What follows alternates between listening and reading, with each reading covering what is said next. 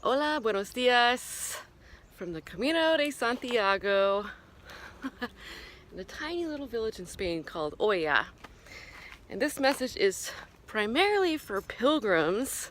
However, anybody that goes on a big adventure, I think you'll get something from this message. And that is, what happens, what do you do when you finish your Camino, you go back home, and you've got those post-Camino blues? This is a really important topic because after your adventure, it can come as a shock when you head back to your city, back to reality, as people say, back to work. Especially if you haven't given yourself time to process what just happened.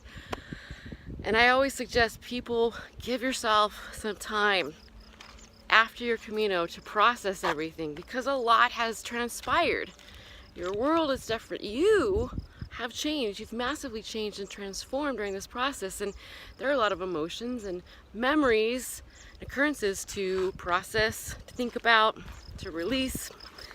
And I just met some pilgrims heading into Santiago this last Camino from Sweden, nice couple, and they were going right back to work the day they finished after.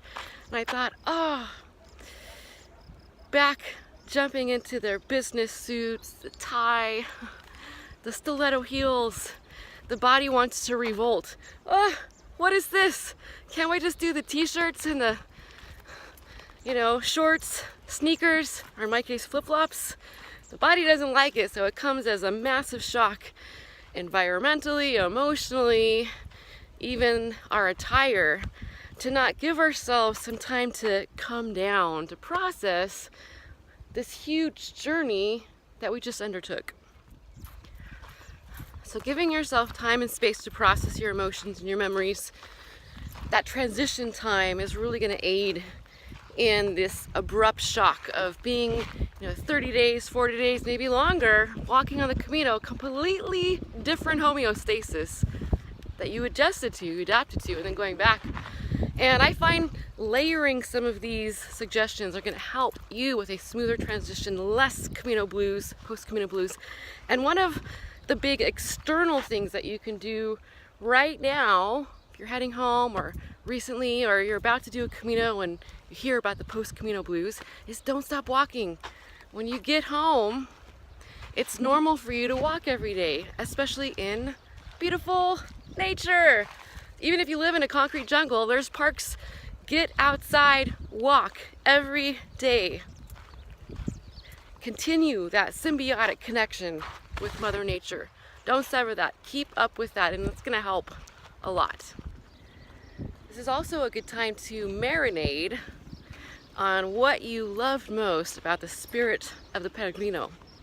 Did you love the fact that most pilgrims are really compassionate and kind, understanding? Well, be that when you go home. Be compassionate, kind, and understanding to all who you meet. Continue that.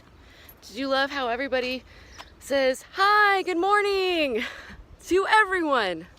When you go home, do it. Don't stop. Who cares if they give you weird glances? You're doing it for you. And what if it was this deep desire to have really soulful conversations with people, even strangers, bypassing that surface level, going deep, who you are, what you're about. Well, don't stop doing that either. It's going to be amazing people for you to have those deep conversations with. You just have to find them. You still have your tribe. You have your Camino tribe, or your hiking or adventure people that will understand what it's like and what you've gone through, or at least to some level, that you can connect with. And I want to give you one caution. In these tribes, there is that desire to live in the past, looking at all your beautiful memories, your pictures, your videos. Oh, that time, it was so good, living there, or the future, what you're planning next, the next adventure. Because if you do that, if you reside too far much in the past or the future, you're missing out right now on the creation of the beautiful present moment. Really important to layer the essence of the pilgrim that you fell in love with, bring that back home with you. Maybe when you're on the Camino, you loved journaling. Keep journaling, or taking pictures, or making videos, or singing. Whatever the case may be, don't make an abrupt stop to that. Keep that love of creation happening, and that deep sense of gratitude that you feel as a pilgrim, sometimes with just choice A or A. Deep simplicity of resources and choices here. You go back home, there might be some decision fatigue because all of a sudden you're overwhelmed with a million different choices. Hold on to that deep sense of gratitude. Remember, and bring that home with you. One of the hardest aspects of finishing a Camino or big journey is when you go home to your village, your city, your people. Life as you knew it, everything is pretty much going on the same before you left. However, you are deeply changed, deeply transformed. It almost feels like being a refugee coming into your home, an alien, because you have been so changed by your adventure and who you are. Your life experience is extremely altered, life-altering experience, and you're gonna be unrelatable. Just because your people, they have not gone through what you just done. It doesn't make one right or wrong. It's not about that. It's unrelatable because they haven't had the same experience. Now, if you're familiar with Joseph Campbell, the mythologist, hero's journey cycle, that formula, that model, you know, we all are a hero on our own journey, the protagonist of our own story, writing it now. The first act is separation. Hero leaves on the adventure. Second act is initiation. This is where the meat happens. The trials, the tribulations, the mentors, facing that dragon in the cave.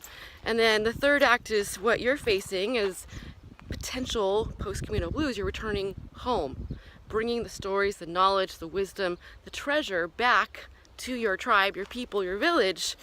And this is going to be one of the hardest things you do, and I have found that I will only share some of my experiences with friends that can relate, that have traveled the world, that have seen a lot in life, that have been through a lot, or are a pilgrim. And I keep most of it to myself because I see eyes glaze over.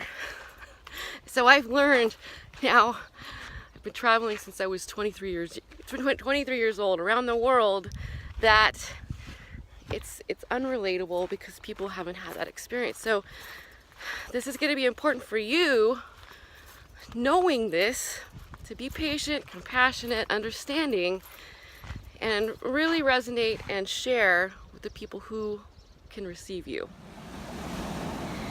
I think this last tip is the most important for those wanting to beat the post-Camino blues, and that is, I've seen pilgrims on the Camino, and it seems like for the first time in their entire lives, they feel free. Freedom. You can see their bliss. Free to be themselves. Did you feel like that?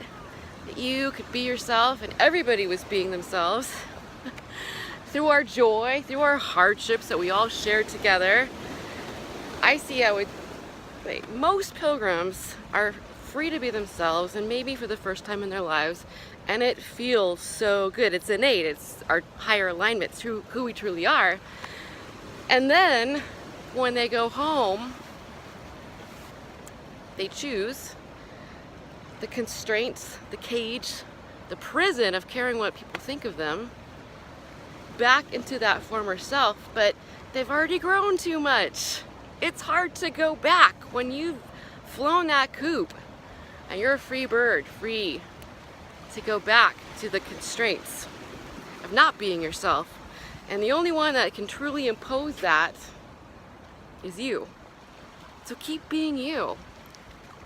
Lovingly, freely, unapologetically.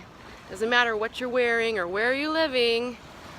Maybe your daily habits now are far vastly different than the Camino. However, you've changed.